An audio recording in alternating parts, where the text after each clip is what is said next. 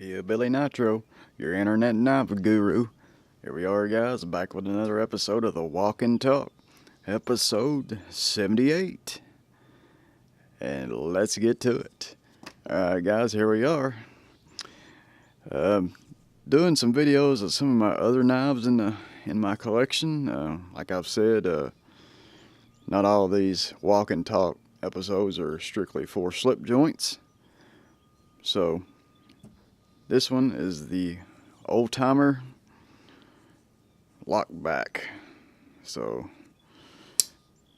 pretty cool old knife right here. It comes with a little bit of a story, and I have completely refinished this knife. I scored this knife in a pawn shop for $5, and I couldn't pass it up. Just an old classic. I think it's probably dates to around the 90s, maybe the 80s, late 80s, 90s, I'm guessing. It's quite a bit different than the ones you see. That they still make this knife, but it's a little bit different. And I'm pretty sure it's somewhere around the 90s, like I said, maybe late 80s. I actually should have a leather belt pouch for it, sheath. I don't know if you call it a sheath, but a leather case to go on your belt. Doesn't have that, but this is what I got from the pawn shop. It was really bad. It had a big stain on it. It looked like a big blood stain, if you ask me, on the brass here. And looked like somebody had been sharpening, or not sharpening, but cutting sheetrock with it. It was all scratched up. But I've refinished the blade on it and put a super sharp convex grind on it. Just a great old knife. These are classics. And I pretty much refinished every bit of it except for the saw cut Durlin handles here. You can see it's still got a few scratches on it. It hadn't been used much. It looked like somebody had just got it. It was in great condition, and they went out and kind of thrashed on it for a couple of weeks and then pawned it. You can see it's got a few scratches there, but other than that, I mean, it was real bad on the blade. It was really scratched up, and like I said, it had stains and scratches all on the brass. But I cleaned all that up. I put a brushed finish on the brass. Well, you can see it very well, and it's kind of got scratched up since then. I've refinished this last year, so it's been over a year since it's been refinished. There's your blade there. It's a Schrade.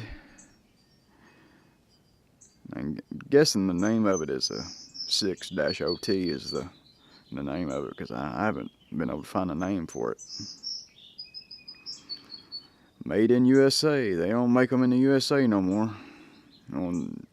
Most of them anyway. I think they may still make a couple in the USA, but as far as I know, most of the old timer knives are made in China now. I'm pretty sure it's China. Or Japan, one of those two.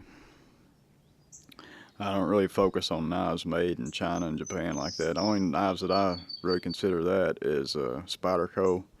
I'll buy those knives, but usually if it's not made in USA, I usually don't have much to do with it. There's a couple of good examples that come out of those foreign countries, but not very many.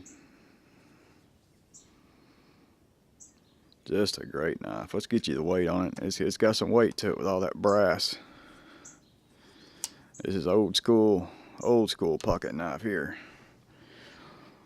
167.6 on the grams there.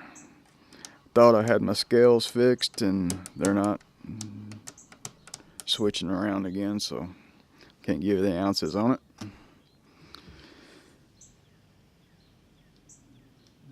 Just an old school classic.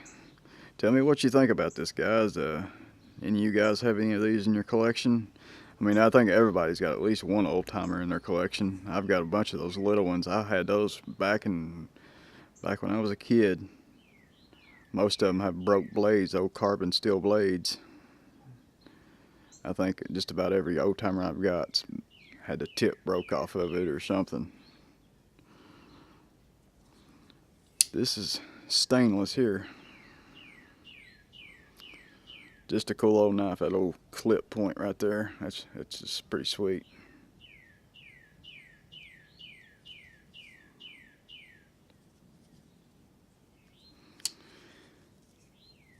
It's got a good action right there.